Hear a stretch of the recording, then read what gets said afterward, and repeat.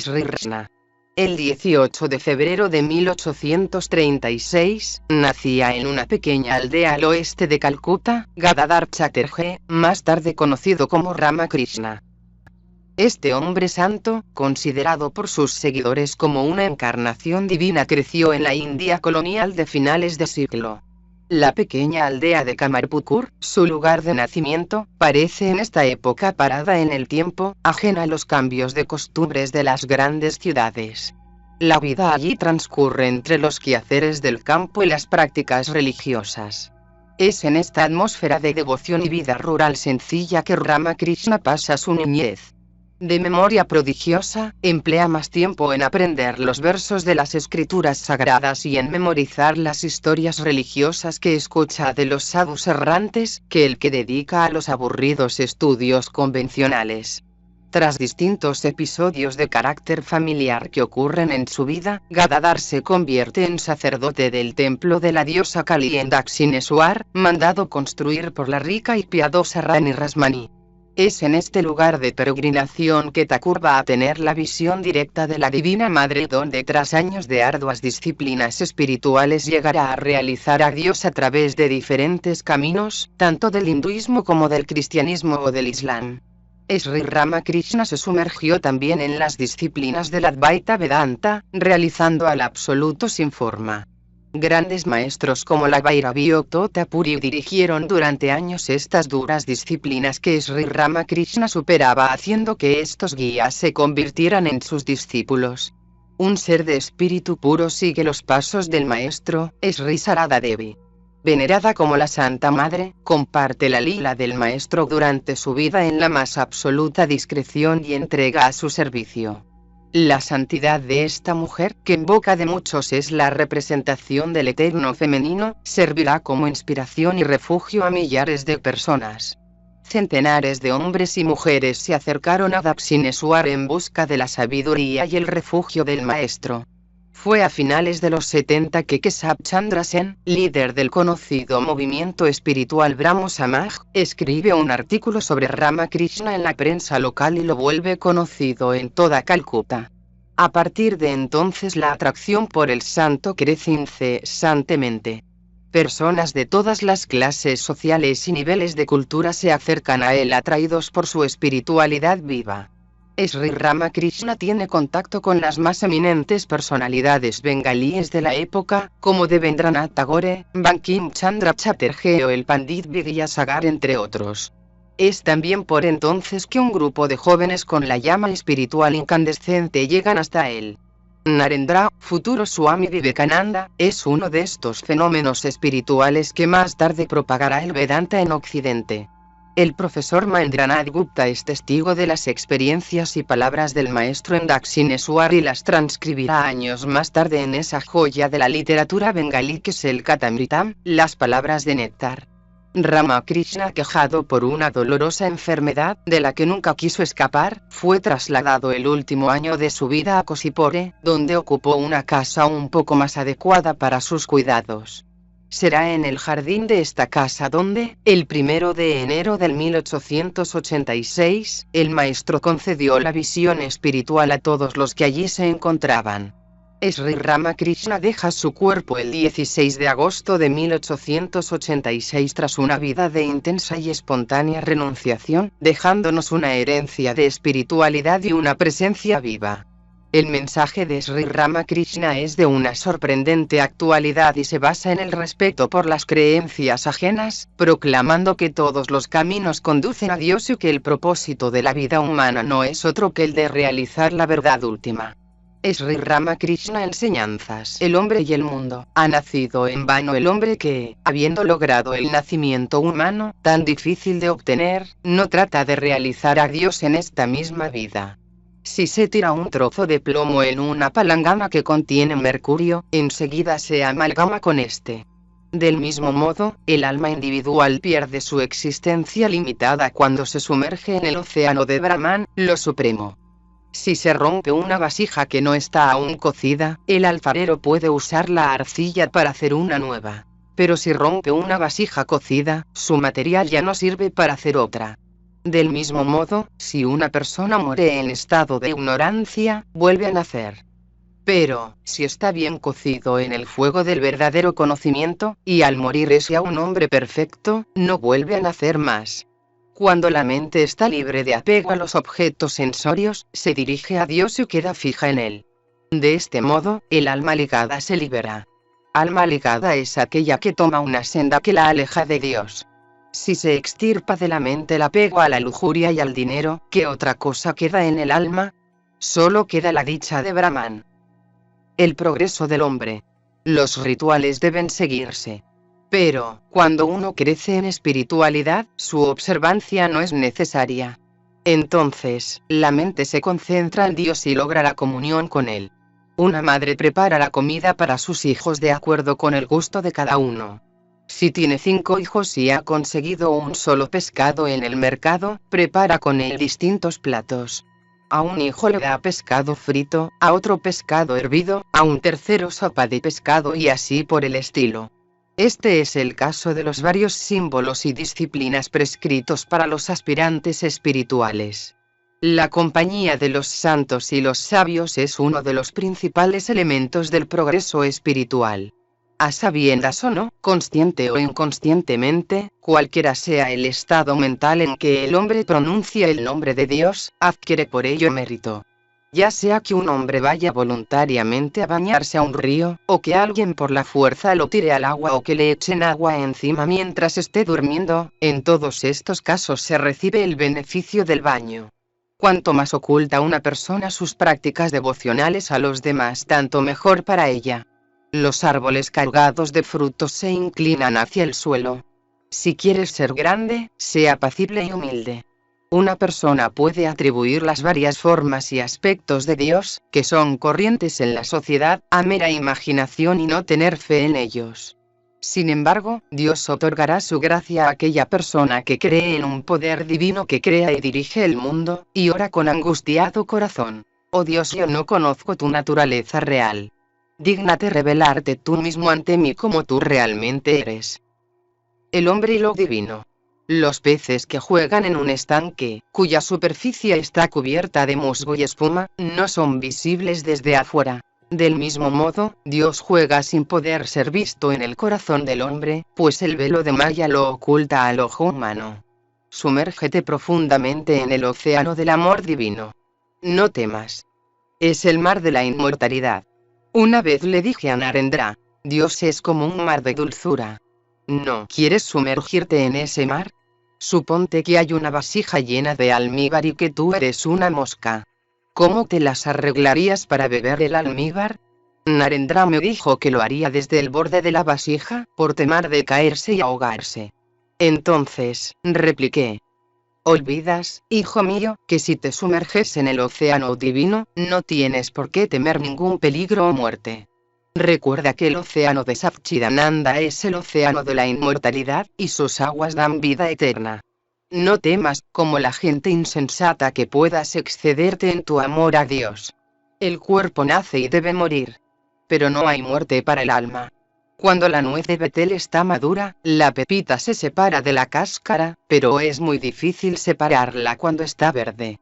Cuando se realiza a Dios, alborea la conciencia de que el alma está separada del cuerpo. Aquel que ha visto a Dios es un hombre cambiado. El bien y el mal no pueden ligar a aquel que ha realizado la unidad de la naturaleza y de su propio ser. Cuando se ha realizado a Dios, el mundo nunca aparece vacío. Aquel que ha alcanzado a Dios, ve que es el Señor mismo quien se ha convertido en el universo y todas las criaturas. Un hombre así, cuando alimenta a sus hijos, siente como si diera de comer a Gopala, nombre de Krishna niño, en persona. Ve a Dios en sus padres y los sirve con el mismo espíritu. Si sucede que un hombre vive en el mundo y hace vida de hogar, después de haber realizado a Dios, es seguro que no podrá tener ningún contacto físico con su esposa. Ambos se tornan amantes de Dios y pasan sus vidas en oración y devoción. Sirven a todas las criaturas. Y como Dios está en todos los seres, ellos lo adoran en todo. Máximas. Viviendo una vida de paz y virtud, sé indiferente tanto a la alabanza como a la censura de los hombres. Como los ladrones no pueden entrar en una casa donde hay gente despierta, del mismo modo, si tú estás siempre en guardia, ningún mal pensamiento podrá entrar en tu mente y despojarla de su bondad. Mientras vives, aprende cada día algo de los misterios del amor y la devoción. Eso te beneficiará siempre. Si el Señor quiere, puede hacer pasar un elefante por el ojo de una aguja. Él puede hacer todo lo que desee. Si tienes fe, alcanzarás el objetivo de tu anhelo. Lo eterno debe de ser alcanzado por medio de lo no eterno. Lo real por medio de lo irreal y lo noumeno con la ayuda del fenómeno. El destino del hombre. Puedes ver muchas estrellas en el cielo durante la noche, pero no cuando sale el sol. ¿Puedes, por eso, decir que no hay estrellas en el firmamento durante el día? Oh hombre. Porque no ves a Dios en los días de tu ignorancia, no digas que Dios no existe. Ha nacido en vano el hombre que, habiendo logrado el nacimiento humano, tan difícil de obtener, no trata de realizar a Dios en esta misma vida. Primero gana a Dios y luego las riquezas. Pero no trates de hacer lo contrario. Si después de adquirir la espiritualidad, vives en el mundo, nunca perderás tu paz mental. ¿Verán todos los hombres a Dios? Nadie se quedará en ayunas durante el día entero. Algunos consiguen la comida a las 9 de la mañana, otros a mediodía, y otros, en cambio, por la tarde o cuando baja el sol. En forma similar, tarde o temprano, en esta misma vida, o después de muchas otras vidas, todos deben ver y verán a Dios. Medita en el conocimiento y la bienaventuranza eterna y tendrás dicha. La dicha es en verdad eterna, solo que está cubierta y oscurecida por la ignorancia. Cuanto menos apego tengas a los objetos sensorios, tanto más crecerá tu amor a Dios. La naturaleza real del hombre, como una lámpara no puede arder sin aceite, así el hombre no puede vivir sin Dios. El alma encadenada es el hombre, pero cuando está libre de las cadenas, Maya, es el Señor. La idea del ego individual es como si se acercara una porción del agua del río Ganges, y se le llamara mi Ganga. La verdadera finalidad del saber. Los libros sagrados solo indican el camino que conduce a Dios. Cuando se conoce el camino, ¿de qué sirven los libros? Viene entonces el tiempo de entregarse a la comunión con Dios en la soledad. Una persona recibió de su casa de campo una carta, en la cual sus parientes le pedían ciertas cosas. En el momento de hacer las compras, buscó la carta para ver cuáles eran los artículos pedidos. Al hacerlo, comprobó que la había extraviado. La buscó afanosamente por todas partes, hasta que la encontró. Volvió a leerla con gran cuidado. La carta decía: por favor, manda 5 kilos de dulce, 100 naranjas y 8 metros de tela. Una vez enterado de su contenido, tiró la carta y se apresuró a buscar las cosas pedidas. Del mismo modo, los libros sagrados solo nos señalan los medios para realizar a Dios. Conocidos los medios, el próximo paso es abrirse camino hacia la meta. La realización es la meta. Para Vidya o conocimiento supremo, es aquel por el cual realizamos a Dios. Todo lo demás, las escrituras, la filosofía, la lógica o gramática, en sí, son únicamente un fardo y sirven de confusión para la mente. Los grandes libros son, a veces, grandes nudos. Solo son buenos cuando nos conducen al supremo conocimiento. ¿Quién es un verdadero maestro espiritual? Solo aquel que ha sido iluminado por la luz del conocimiento supremo, es un verdadero maestro. Mucha gente ha oído hablar de la nieve pero no la ha visto. Del mismo modo, muchos predicadores religiosos han leído en los libros sobre los atributos de Dios, pero no los han realizado en sí mismos. Otros han visto la nieve, pero no la han probado. Así, muchos maestros religiosos han tenido solamente una vislumbre de la divina gloria, pero no han comprendido su verdadera esencia.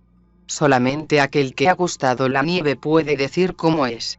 En forma similar, solo puede describir los atributos de Dios aquel que ha tenido con él las distintas relaciones de amigo, servidor, amante y también ha realizado su unidad con él en el estado de completa absorción.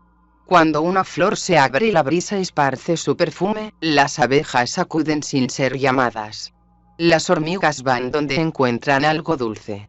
Del mismo modo, cuando un hombre se torna puro y perfecto y la dulce influencia de su carácter se esparce por todas partes, todos los que buscan la verdad se sienten naturalmente atraídos por él. No necesita ir en busca de oyentes. El agua de lluvia de los techos cae al suelo por caños que, a veces, en su extremidad tienen la forma de una cabeza de tigre. Se recibe la impresión de que el agua sale de la boca de un tigre, cuando en realidad desciende del cielo.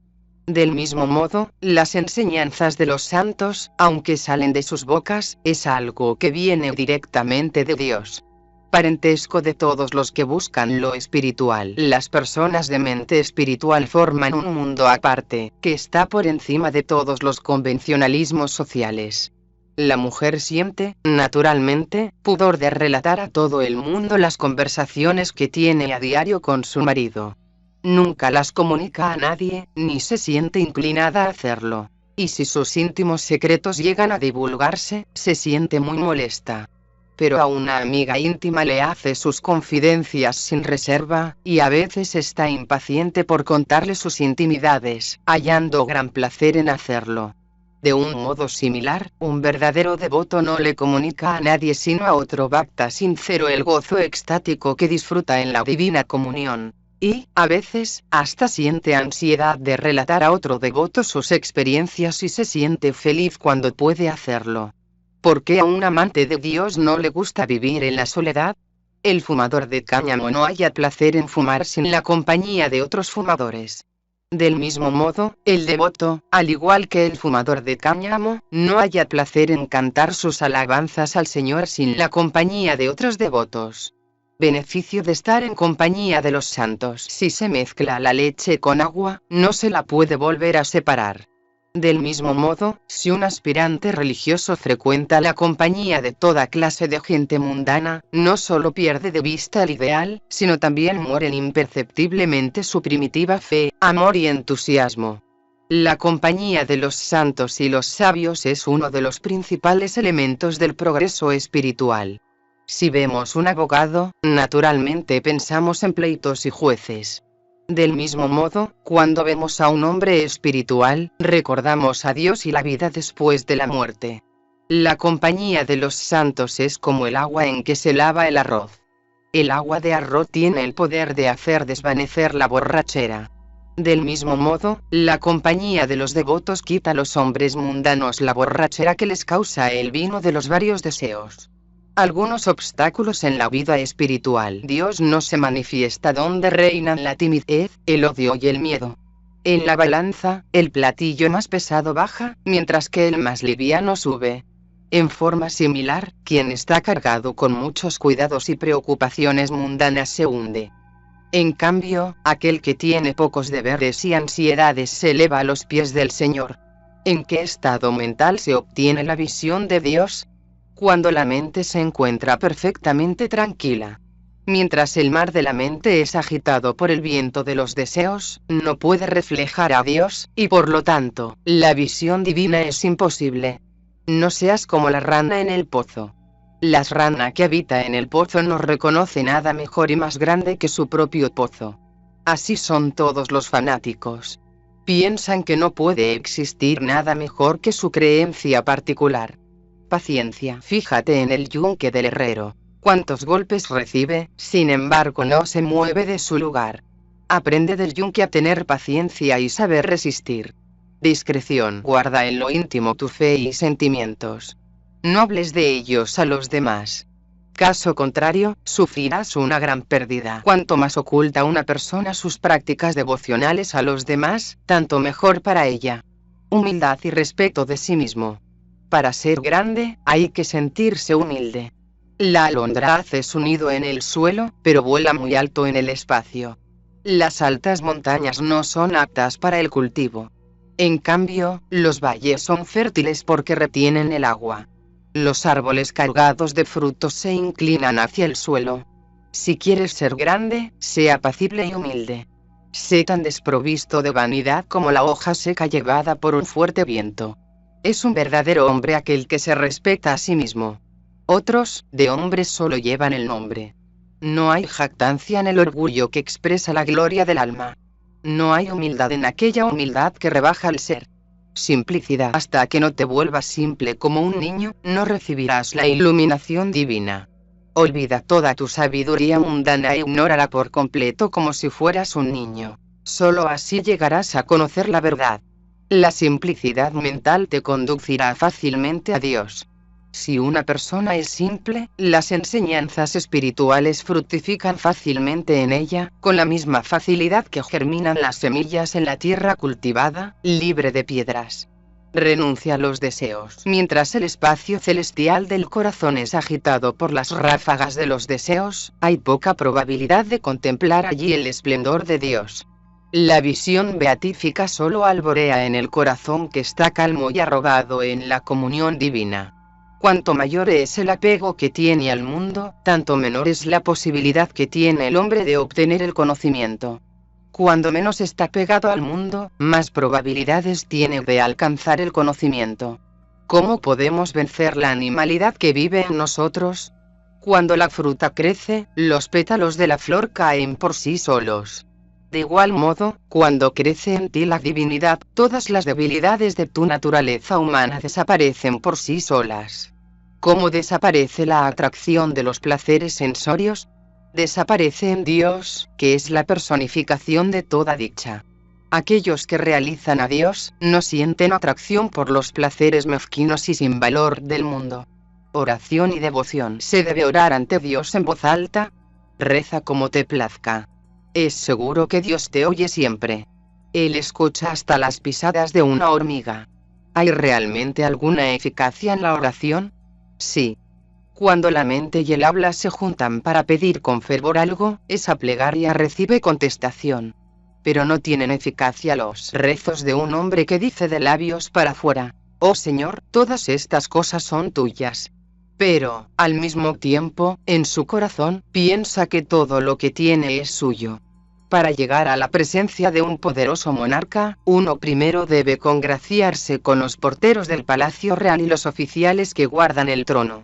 Del mismo modo, para alcanzar al Señor Todopoderoso y obtener su gracia, uno debe practicar mucha devoción, servir a los devotos y vivir por largo tiempo en compañía de los sabios.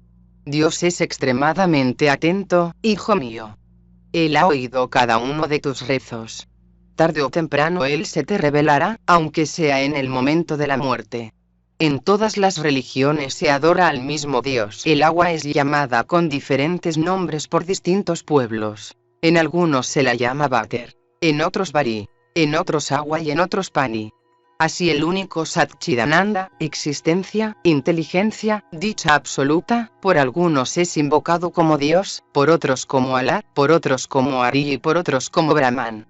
En el taller de un alfarero hay vasijas, jarros, fuentes, etc., de distintas formas y tamaños, pero todos están hechos de arcilla. Así, Dios es uno, pero se le adora en distintas épocas y regiones de la tierra bajo diversos nombres y formas. Las religiones son solo diferentes senderos que conducen al único Dios. En un gran estanque hay varias escaleras, ghats, para llegar al agua. Podemos bajar por cualquiera de ellas, pues, lo importante es bañarse o llenar su propia vasija con agua, y no discutir inútilmente sobre si una escalera es mejor que otra. En forma similar, hay muchas escaleras que conducen a las aguas de la fuente de eterna dicha. Cada religión es uno de esos ghats. Desciende rectamente, con sincero y anhelante corazón, por uno de esos ghats y llegarás al agua de la bienaventuranza eterna. Pero no digas que tu religión es mejor que la de otro.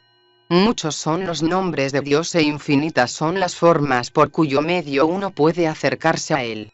Cualquiera sea el nombre y la forma con que lo adoras, por medio de esa forma lo realizarás.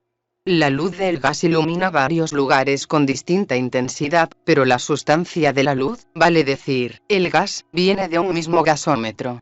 De igual modo los maestros religiosos de todos los lugares de la tierra y de todas las épocas, son solo faroles que emiten la luz del espíritu, la cual fluye constantemente de una fuente inagotable. C. A un discípulo que criticaba la fe de ciertas personas, llamándola fe ciega, el maestro le observó: «Bien, ¿puedes explicarme qué quieres significar por fe ciega?». Además, ¿cuáles son sus ojos? Di fe, o di conocimiento. De otro modo, ¿qué es esa singular noción de que la fe en algunos casos es ciega y en otros tiene ojos? El hombre sufre por la falta de fe en Dios. El conocimiento con respecto a Dios se mide por la fe que uno tiene. Es estéril buscar mucho conocimiento ahí donde hay poca fe. Una vaca que sea muy delicada en cuestión de comida, no da mucha leche. Pero la vaca que come de todo, pasto, hojas, cortezas, paja, etc., y los come con gran apetito, da abundante leche. De su ubre sale la leche a torrentes. Aquel que tiene fe lo tiene todo, y quien carece de ella, carece de todo. A menos que se llegue a tener la fe de un niño, es muy difícil realizar a Dios. Si una madre le dice a su hijito, ese es tu hermano, el niño cree plenamente que la persona a quien ella se refiere es realmente su hermano. Si la madre le dice, no vayas allí porque hay un espantajo, el niño piensa que realmente hay allá un espantajo. Dios se apiada cuando ve en un hombre esa fe infantil. Nadie puede alcanzar a Dios teniendo la mente calculadora de un hombre mundano. Entrega a Dios aquel que puede entregarse a la voluntad del Todopoderoso, con simple fe y sincero amor, realiza al Señor muy rápidamente. Vivir en el mundo o abandonarlo, depende de la voluntad de Dios. Por lo tanto, trabaja y deja todo en sus manos. ¿Qué otra cosa puedes hacer? ¿Qué debemos hacer, ya que estamos en este mundo? Resígnate a Dios, haz entrega de todas las cosas a Él, y no habrá más perturbaciones para ti. Entonces, llegarás a saber que todo se hace por su voluntad. No hay senda más segura y llana que la de Bacalma, otorgar poder general. Bacalma aquí significa entregarse a la voluntad del Todopoderoso y tener conciencia de que nada es mío. El monito se agarra a su madre y va a todas partes colgado de ella. En cambio el gatito no hace lo mismo, sino que maulla lastimeramente y la madre lo toma con los dientes por la nuca. Si el monito suelta a su madre, cae y se lastima. Eso sucede porque confía en su propia fuerza. Pero el gatito no corre el mismo riesgo, ya que es la madre la que lo lleva a todas partes. Tal es la diferencia que hay entre confiar en sí mismo y la entrega total a la voluntad de Dios. La verdad. Ten bhakti, amor a Dios, en tu interior y abandona todo artificio y engaño. Aquellos que se dedican al comercio o a los negocios, o que hacen trabajos de oficina, también deben adherirse a la verdad. La veracidad es la tapasya, austeridad, que corresponde a esta edad de Kali, edad actual. A menos que se diga siempre la verdad, es imposible hallar a Dios, que es el alma de la verdad. El hombre debe ser muy escrupuloso con respecto a la verdad. Por medio de la verdad podemos realizar a Dios. Concentración y meditación. Siempre debe practicarse la concentración y la meditación. Al atardecer, dejando de lado todo trabajo, debes meditar en Dios. Cuando oscurece, el recuerdo de Dios surge espontáneamente en la mente. Todo era visible hace un rato, pero ahora la oscuridad envuelve todas las cosas. ¿Quién ha hecho esto? Tales pensamientos surgen en la mente. ¿No has notado que los musulmanes al atardecer abandonan el trabajo y se sientan a orar? Medita en Dios, ya sea en un lugar oscuro o en la soledad de los bosques, o en el santuario silencioso de tu corazón. Refiriéndose a la época de sus sadhanas, el maestro decía a veces a sus discípulos: en aquellos días, antes de meditar en Dios, solía imaginar que lavaba mi mente de todas las impurezas, malos pensamientos, deseos, etc., y, luego, instalaba en ella a la deidad. Haced vosotros lo mismo. Dilúyete en el Señor, como las drogas se diluyen en el alcohol. La meditación profunda revela la verdadera naturaleza del ideal elegido en el cual se medita y la infunde en el alma de aquel que está meditando. El secreto consiste en que la unión con Dios, yoga, nunca tiene lugar a menos que la mente esté absolutamente calma, cualquiera sea el sendero que se siga para la realización de Dios. La mente está siempre bajo el control del yogi y no el yogi bajo el control de la mente. Enloquécete de divino amor. Si has de volverte loco, enloquécete de amor por Dios y no por las cosas de este mundo. Hay gente que vierte ríos de lágrimas por no tener hijos. Otros sufren lo indecible porque no pueden conseguir riquezas.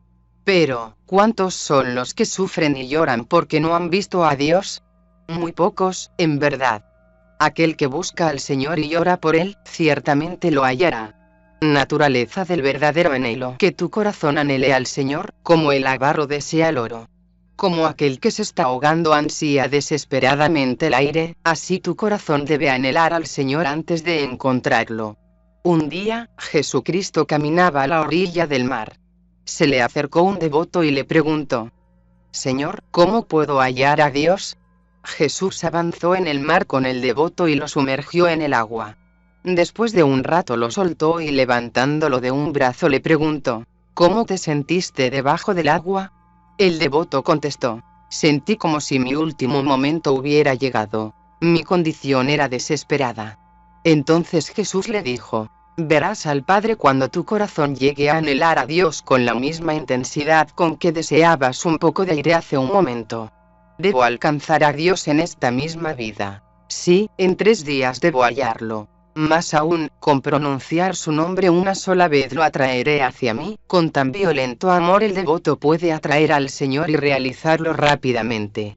Pero los devotos que son tibios en su amor, necesitan siglos para hallarlo, si es que llegan a realizarlo. ¿Por qué no vemos al Señor? El sol es muchas veces más grande que la tierra, pero por la distancia aparece como un pequeño disco. Así, también, el Señor es infinitamente grande, pero, estando demasiado alejados de Él, nosotros somos incapaces de comprender su verdadera grandeza. Un policía puede ver con su linterna a todo aquel sobre quien enfoca la luz, pero nadie puede verlo a él mientras no dé vuelta la luz hacia sí mismo. De igual modo, Dios puede ver a todos, pero nadie puede ver a Él hasta tanto no se le revele por su propia gracia. ¿Cómo se revela lo divino? Hay una pieza oscura en la que entran algunos rayos de luz, a través de una pequeña hendidura. Ahora bien, la idea de la luz que tendrá un hombre que se encuentre dentro del cuarto, será proporcionada a los rayos que entran.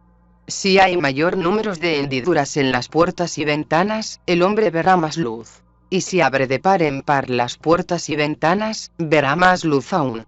Pero, aquel que está en campo abierto es quien recibe la luz en toda su plenitud. Del mismo modo el Señor se revela a sus devotos de acuerdo con la capacidad y naturaleza de sus mentes.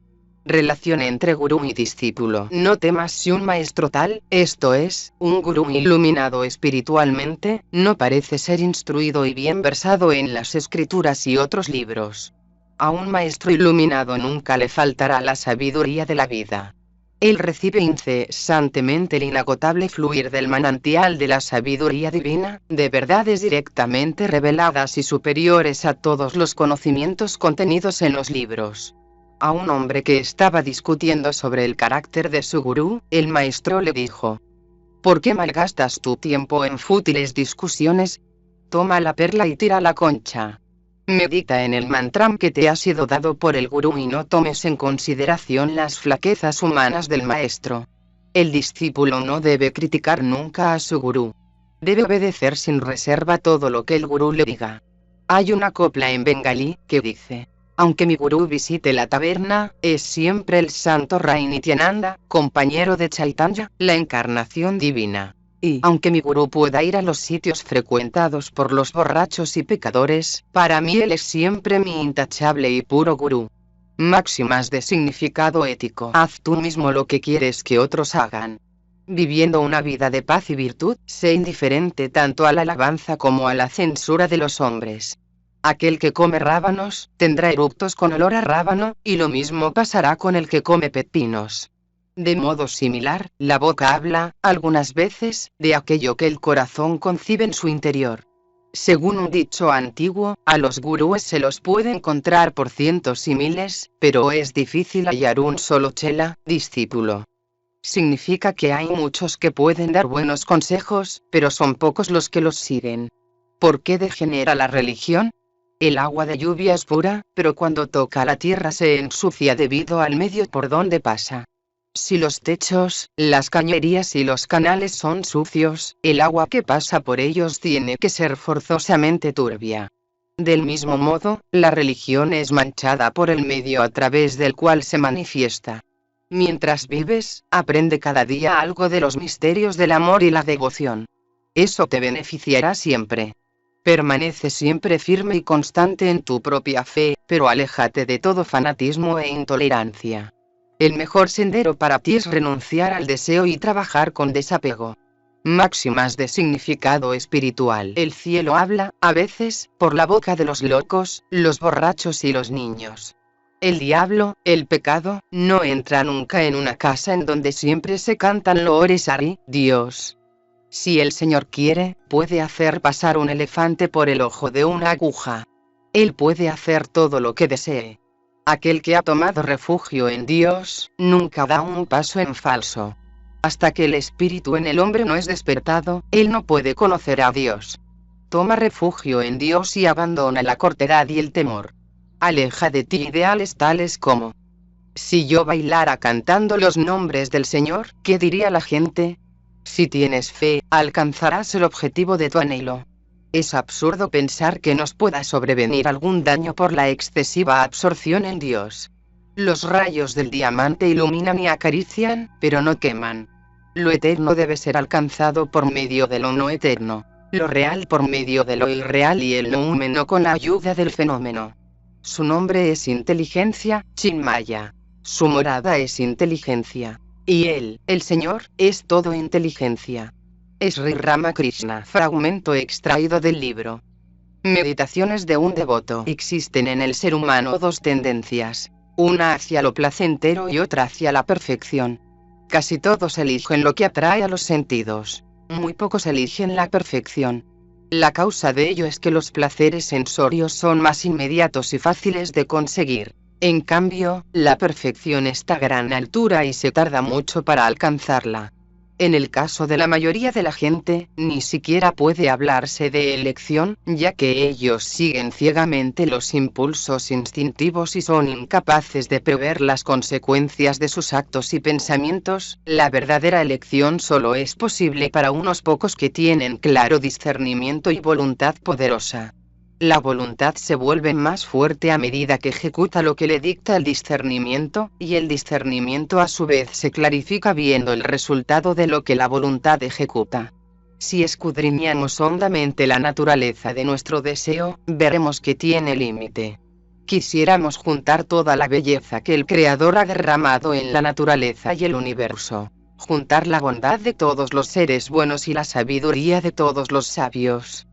Quisiéramos que la belleza, la sabiduría y la bondad fueran perfectas y estuvieran siempre presente. Quisiéramos nosotros tornarnos perfectamente buenos, sabios y radiantes de belleza inmarcesible. Este deseo ilimitado demuestra que nuestra naturaleza verdadera es infinita y perfecta. Mas nos equivocamos cuando queremos realizar la perfección en el plano sensible. Por los sentidos solo podemos percibir la sombra de la realidad. Todo lo que percibimos es fragmentario y fugaz. Exaspera nuestro deseo sin nunca satisfacerlo. Tenemos, sin embargo, otra clase de percepción que es intuitiva, suprasensoria, por la cual podemos penetrar el control de los sentidos, la concentración mental y el intenso amor hacia nuestro ideal espiritual. La gente común cree que todo idealismo es utópico. Pero, ¿qué sucedería si a los seres humanos se les quitara por completo el idealismo? Desaparecería todo sentido estético, moral y espiritual. El hombre quedaría reducido a un mero animal. La verdad es que nadie puede vivir sin alguna idea de progreso o mejoramiento, y esto implica el deseo de alcanzar algo que aún no hemos realizado. Todos somos más o menos soñadores o idealistas. Aún en las cosas comunes de la vida diaria como son el comer y el vestir, queremos que intervenga el toque de algo estético e inmaterial. La forma está compuesta de carne, huesos, sangre y otras materias impuras, pero en una persona que nos es querida, no notamos todo eso. Siempre vemos en ellas algo invisible a los ojos físicos. Y ese algo se ennoblece, se embellece, se expande y hasta se hace infinito, de acuerdo con la tendencia estética, moral o mística de nuestro temperamento. El místico, en realidad, no idealiza las personas o los objetos, sino que ve en ellos la manifestación de su ideal divino. Es un hecho que ningún ser humano puede quedar satisfecho con lo que es puramente material. De ahí surge la necesidad del idealismo y la fe. Por la fe y el idealismo tratamos de trascender los límites del mundo sensible. Es esta una necesidad innata del alma humana y es prueba de su inmaterialidad e infinitud. Mas, para que el idealismo y la fe no queden en el plano de la imaginación, deben ser practicados. Deben guiar todos nuestros actos y pensamientos y transformar por completo nuestra vida. En otros términos, el ideal no debe quedar siempre como ideal, vale decir, alejado de nosotros. Debe tornarse real, acercarse a nosotros, acompañarnos siempre. Debe llenar nuestra mente y nuestro corazón, convertirse en el bien amado de nuestra alma, por cuya presencia todo lo que amamos se vuelve más querido. Cada persona tiene del bien un concepto distinto. El que cree que el ser humano es un ente meramente corpóreo, busca para sí y para los suyos comodidad y seguridad en el plano físico. El que da más importancia a la mente, procura cultivarla con la literatura, la filosofía, el arte, el estudio de la ciencia. En cambio, el que siente que es un alma inmortal, busca el conocimiento supremo, o la comunión con Dios. Hay una etapa evolutiva en que el hombre siente la nostalgia de lo infinito. Entonces las ligaduras que lo atan comienzan a aflojarse. Las limitaciones físicas y mentales retroceden hasta desvanecerse del todo. Lo que antes era considerado concreto, se vuelve abstracto e inexistente. En cambio, lo que parecía abstracto se revela como la realidad única, la existencia infinita, en la cual vivimos, nos movemos y somos.